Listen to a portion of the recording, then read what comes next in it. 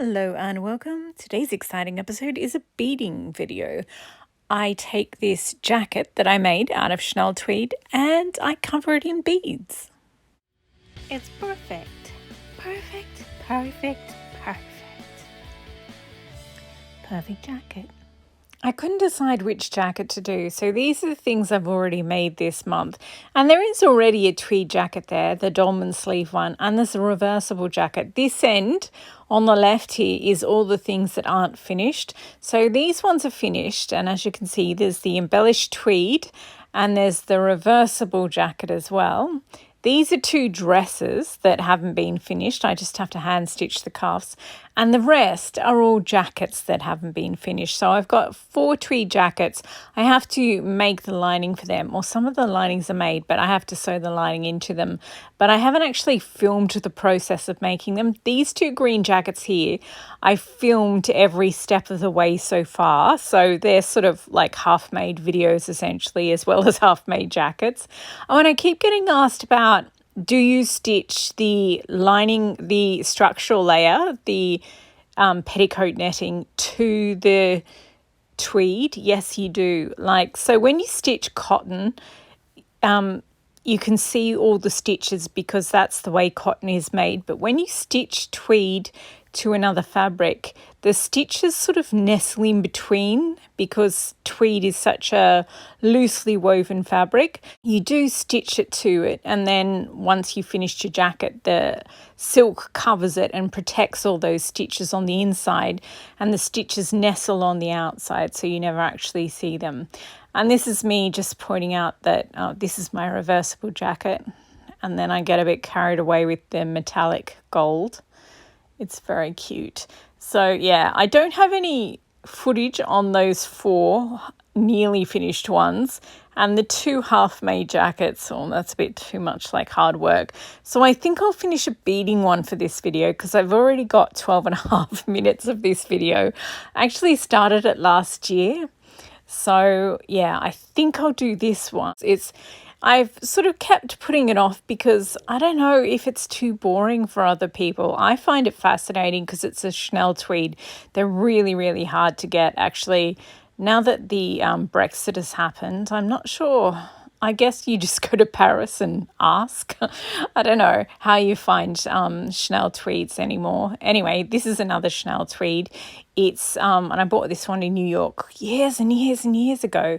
And I've done some of the beading on that, but it's at the point where I have to put the lining in, and then once you machine sew the lining in and you machine sew the neckline, then you have to do a little bit more beading around the top. So these 2 jackets are at the same point, and they have been for ages. I just had them in my closet. You know, like if you have a closet where you're going from one side or the other side and you hang stuff in the middle, it kind of it's no man's land. So yeah, I'm just thinking the pink Chanel tweed is a little too similar to the one I've already made this month. So I think we'll go with the blue. You already know which one I went with because you've seen the start of the video, but I don't. So I decided to go with the blue one. It just has one type of beading on it. Anyway, in the bit I've already filmed, I talk all about that. But I think we will start with this one because I absolutely love this. And while you're watching the first bit of footage, I will make the lining, the silk lining, and then once you've watched it, I'll come back and the lining will magically have been made. But yeah, I'm making it now. Okay, here we have that gorgeous blue Chanel tweed, winter weight, with lots of other colours in there. I love the pinks and the reds, and it's just such a gorgeous combination. So it is time to embellish this with lots of beads. So this is the last one I finished, and I absolutely love this gorgeous mix. It just makes the jacket, but it is a bit heavy. So I was thinking about this one, and it has a lot of seed beads on there, and those seed beads just absolutely made this jacket. I just really, really love the effect they have. So yeah, I'm not sure whether to use the large, heavier beads. And they're gorgeous and they're really, really vibrant. I love that. Or these multicolored seed beads. mostly blue, but a range of colours. So this is what the heavier, well, not heavy, but, you know, heavier than seed beads, the vibrant ones look like on the tweed. They are gorgeous, but I'm worried that they wash the tweed out a little bit just because it's sort of, yeah. And this is what the seed beads, the smaller seed beads look like. And I'm much more comfortable with this. I think because it's a mix and a hodgepodge of different colours, it's sort of, yeah, it's sort of the same aesthetic as the design of the tweed. And yeah, here it just feels so much richer having a mix of different colours. And I also, as much as I love that goldeny browns one that I just did in the autumn tones, it's actually quite heavy. So yeah, I started beading at the back here just because, you know, I do want one that's lighter and a bit more subtle. And yeah, I'm not sure I love the finished. Yeah, I'm not sure I love it. You can't even really see the beads from far away, which, you know, I don't have a problem with. But then up close, they're not fabulous. If you're going to use something subtle, then up close I feel like it should really dazzle you. And I'm not sure that this does it. I mean, it's beautiful beading, and if it's the first thing I ever did, then I would be really happy with it. But yeah, it's not perfection, which is kind of what I'm trying to head in the direction of. So, I mean, I could have just doubled down and done 2 rows instead of 1 row on every string of seed beads, but I decided instead to do this side panel as with the larger, heavier beads, and that you couldn't really tell. So then I did this front bit, and yeah, I'm not sold. I think what I love about this one here is maybe I love the contrast of those oversized big plastic ones and the detail of the seed beads. So they were good in combination. So maybe I'll just unpick all this. And yeah, I mean, I love it in theory, but it's just in practice I don't love this one here. So I mixed in other colours when the blues weren't really doing it for me. And I think that helped, but yeah, it's just, I don't know, it's not as good as I want it to be. So I'm not sure. I think I'll just undo it and redo it again. And I found these old photos. This is back when I was just making jackets with beaded trim and not embellishing the whole jacket all over. These are the sample ones I made for this particular jacket. But I also have loads of yellow beads that I could use on it because it's got those sort of strong yellow lines through it. I'm not sure. I think I'll just unpick it and sort of set it aside, make another jacket, and then I'll come back to it because it's such a beautiful tweed. I really want to do it justice. Okay, I very carefully pulled out all the beads and all the seed beads. That took forever, but now we are back to scratch. And yeah, so I put away those beads that I had, and I got out some smaller seed beads in the different dark blues, and I also got some other ones. These are just sort of ignore the yellow bugle beads. I'm not going to use them, but the other ones, it's just from a bean soup I have. Bead soup is like just your jar of leftover beads, and I was going to use some of them up. But as I was mixing these blue ones, I spotted these long bugle beads, extra long bugle beads with sort of an oil slick finish. And yeah, I just started wondering if I should just use those and those alone. Because yeah, I just think it would, this is them here. And they've just got hints of all different colours, which is the same as the tweed. And yeah, I just thought they would, see, here it is with the tweed. And I just thought it's really, really subtle. But yeah, I decided to at least try it. So I did 1 row going up and then 1 row across. I wasn't sure about their cross row, but then I did a couple more. So then I did a couple more down. And the first one I did was on the sort of lighter blue line. If you see over on the right, there's a lighter blue line. And then the other ones I did on the white lines. Going forward, I think I'll do a combination of both. Okay, so it's time to put it up on the mannequin. You can't really see it through the camera lens. There we go. So yeah, I like it from the naked eye, like just in person. I think it looks good, but it is, yeah, very, very subtle. Not that that's a bad thing. It's a gorgeous tweed. I think I just need to do more. I know when I first started the Edinburgh jacket, I just had sort of a few beads on one panel and it looked pretty mediocre, like terrible. It just did not look good at all. So I think I'll just have faith in this these extra long bugle beads with the oil slick finish. And yeah, I'll just do the whole of the back and see what it looks like from there.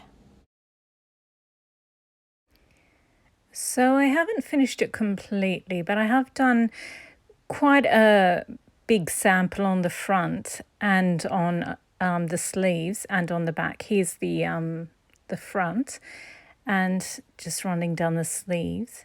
And yeah, it just looks beautiful. The movement of it in the light looks absolutely gorgeous, but it's, yeah, filming it is just not doing it justice. There's a lot less white on it now because I stitched the large bugle beads over the white and the light blue. So it's really changed the nature of the tweed. I like it, but yeah, and I think they sort of look like they're numbers on the digital clocks because yeah, once I put in more horizontal ones, yeah, it sort of looks very 80s or something. I'm not sure what it is, but yeah. I like that it's not too heavy, yet it still has some weight. And I do like that it's colourful, but mainly blue. And yeah, so I think I'll just keep going for now. Okay, it was really bugging me that I couldn't figure out what I hated about it or what irked me about it. Not so much hated, but it's the yellow. It's the yellow. It sort of fades because they've sort of dip dyed it. So there's whole bright yellow sections and then it sort of goes to this murky black green and then it goes to blue. And yeah, it's the brightness of the yellow that was really annoying me because there's mustard sections and I love them. And when I put the mustard beads on those mustard sections, it looks beautiful, but it's also really jarring against those bright yellow sections. So it's the bright yellow sections that are the problem. And I have started over beading them with these oil slick oversized long bugle beads. So I think I'll just keep going with that because yeah, once that bright yellow is muted, it allows the red and the pink sections to sort of sing more. And it, yeah, just sort of, it's more cohesive because the blues are so, most of the blues are so washed out. Yeah, I'm much happier with it going forward. Okay, when I filmed that part, I'd used up about a quarter of my beads. Now I've used up about half. I finally did the left side of the front and I've just done a lot more on everywhere else. And yeah, I've gone over quite a lot of the yellow, but obviously there's still loads left. Yeah, I'm just sort of deciding what to do because I've already used up half the beads. So I can either keep going, plodding along like this and try and just cover as much of the area as possible, or I can sort of double down on the patchiness of it all and stop trying to fill it evenly and just sort of put the lining in and use up these remaining half, just sort of over beading the shoulders and the cuffs. I think that would look really nice and it would draw attention to because these beads are absolutely gorgeous, but you can't sort of see them unless you're really up close, which is fine by me. I mean, I get to see them when I look down at the arms of my jacket and that's really all that matters to me. But yeah, I think I do love it when there's an extra weight on the shoulders and the cuffs, and there's already enough weight everywhere else to make the jacket sit beautifully. So yeah, I think I'll do that. I'll add the lining. Actually, the shoulders are a bit difficult to get to, so I think I will just do a bit more on the top of the sleeves and the shoulders, and then yeah, it will be time to add that lining. So yeah, there is a light at the end of the tunnel. It's just very far away. Yay! This looks so adorable. This is exactly what I wanted. It sort of looks like pickup sticks have been dropped. And yeah, it looks really organic. There's a few patches that look a little bit too regimented. So I think I might go in and sort of muss them up. I feel like there's enough on the front now. I just have to do the shoulders and maybe a little more on the cuffs. But yeah, I love it. You can see the oil slick nature of the finish on the beads, on the bugle beads. Really happy with it. So then I put this gorgeous jacket aside for a little while I made my little black dress, which I've been threatening to make for an absolute age. I finally did it. And then I also made a shirt, which looks very cute with some of the jackets I have made. And now I have to make a Chanel tweed up into a jacket. But yeah, I did manage to do a little bit more on the beading. It looks really beautiful, especially at night. Okay, so it's almost exactly a year later. That's embarrassing. We'll just ignore that. Anyway, so now I am finally up to the point where I want to finish beading this. It's just that I don't think I'll ever be able to get any more Chanel tweeds. So I keep, every time I keep going to finish one, I'm like, I'll put it off. So I just don't want to end because, yeah, working with Chanel tweed, they're just so beautiful. Anyway, I made the silk lining. I'd already made the body of it, like the torso and the sleeves. So all I had to do was sew the sleeves in. But yeah, it took me a year. Well done, me. And I decided I want a little bit more weight on this arm here, just because compared to the other arm, it's patchy. I want it to be patchy and look sort of deconstructed, but a little less deconstructed. So I've just added more beads. So this row sort of, it's right at the edge of the sleeve. I just added a few more beads. So to add a bead, you just sew it on once and then sew it on again so that it's like sewn twice. And you need to use a beading needle because they're bugle beads, which means the hole inside them is a little bit thin. So once I was happy with the beading, then it's time to spread the jacket on the bench, workbench, and you have to have the edges clear so that you have to fold in the arms, the sleeves, so that the edges are nice and clear. Once that is done, you grab the silk part of it. So the front two panels are tweed. That's why there's such a big gap in the lining. So you're now stitching the silk part to the tweed part. I've got more than a dozen different videos on how to sew a Chanel style jacket from start to finish, and I'll link the playlist below and you can just watch any of those if you feel you need more details. But this is me just showing you all the different types of pins. The smallest ones are the silk pins. When you're machine sewing silk, you need to use Microtex needles because they're super sharp. When you're pinning silk, you should use silk pins. I'm not sponsored or anything, but Clover make really good silk pins. It's just that silk is really expensive. It's really delicate and it runs, like you can get runs in it or you can pull the thread and it just wrecks your fabric. So if you're using silk, definitely use silk pins.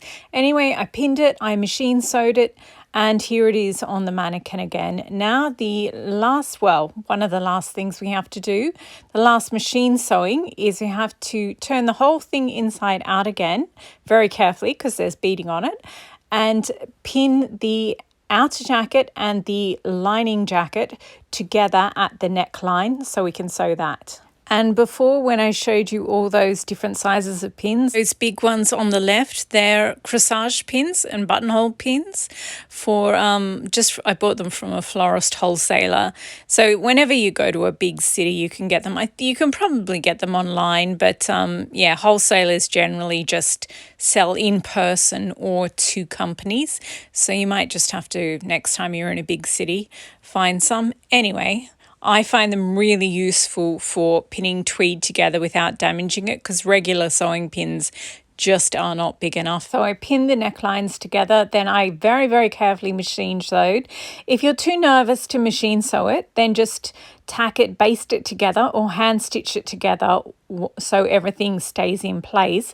But as I said, I use those massive pins instead, so that keeps everything in place. And I machine sewed it. Then you cut down the seam allowance and you clip the curve very carefully so that when you turn it out, it sits properly. And then I turned it out, and then I used my pins again to hold all the layers of fabric together, up the front, around the neckline, and then down the front again.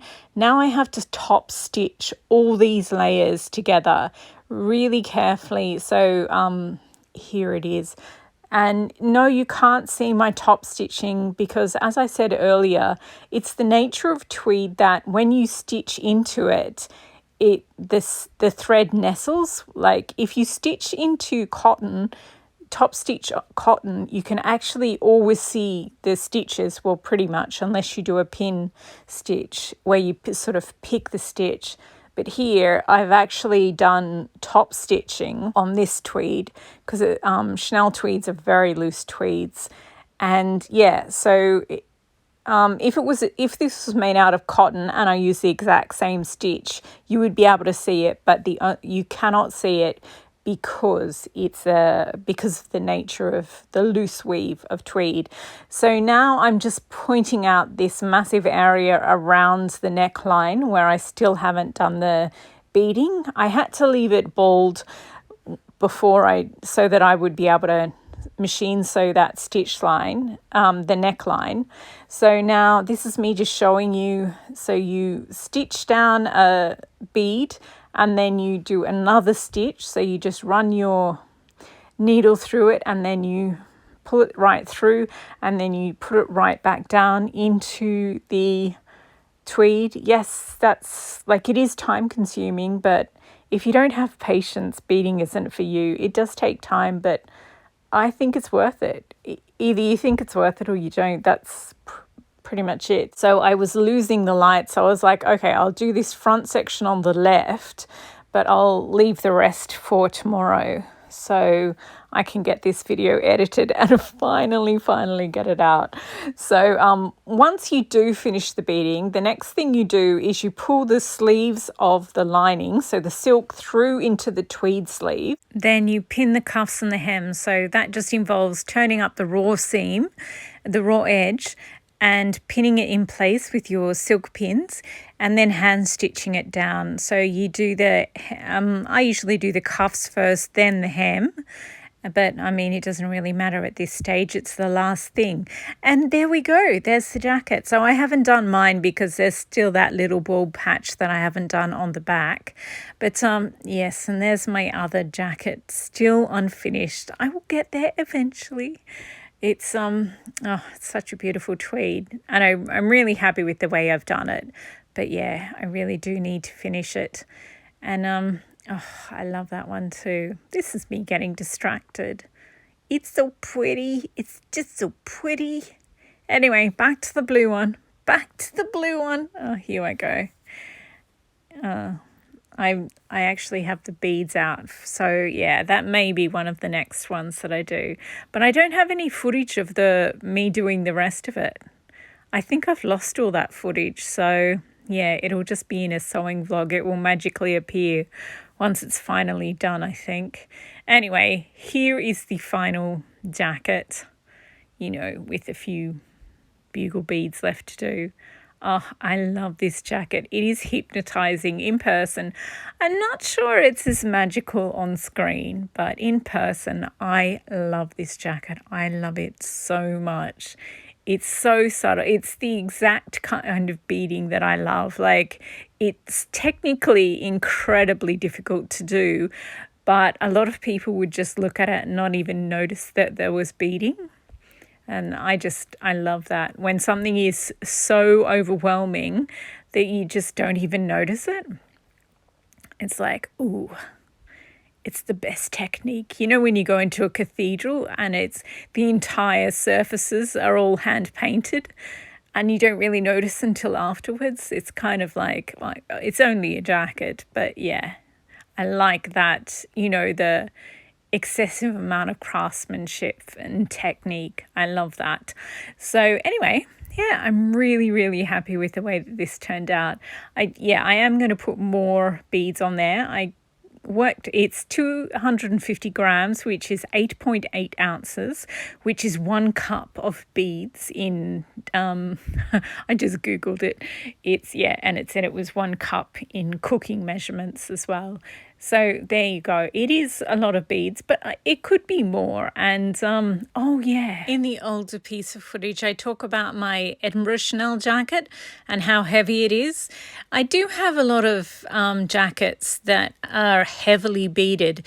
They're not too heavily beaded as in they will wreck the jacket because of the weight. They're attached properly.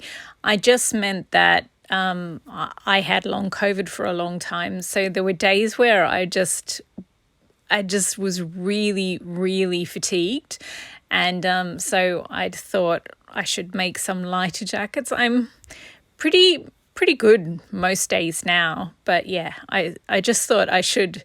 Like, they're not technically too heavy for the jackets. I just wanted to clarify that because, yeah, when the Edinburgh jacket first came out, all the people who are professional beaders were like, oh my God, that's impossible. I love the way you've done it. But a lot of people who hadn't done beading themselves were like, that's stupid. It's too heavy. It's going to break. But the technique that I've used is like the way that plant roots grow together. So technically it's done well, but so that's what I meant by the different weights of the jackets. Anyway, so this is the finished jacket. It looks absolutely gorgeous when the sunlight or at night when the lights flash on it. And I did try to capture some footage for you, but it's just, it's really not doing it justice. You can sort of see the glimmer of the lights, but you can't see the beautiful colours on the beads as well. Anyway, I did try, but so I've still got, as I said, still got a little beading to do around the neckline, but beautiful tweed, gorgeous pattern. So I used the Vogue 7975. Obviously, it's my go-to Chanel style jacket pattern. And yeah, I love it. Navy blue is one of my favorite colors. You might have caught a glimpse of the patchwork dress, the skirt of it in the corner there on the right. I am hoping to turn that into a full vintage dress before the end of the month. And also I really want to finish some of those jackets, probably not all of them, but definitely some of them. I have 2 more episodes after this one before the end of the month. So yes, I am determined to get more done. Anyway, thank you very much for watching. I hope you've been inspired to bead something. Beading is awesome. And I'm so happy this is finally almost done. Anyway, thank you again for watching and happy sewing.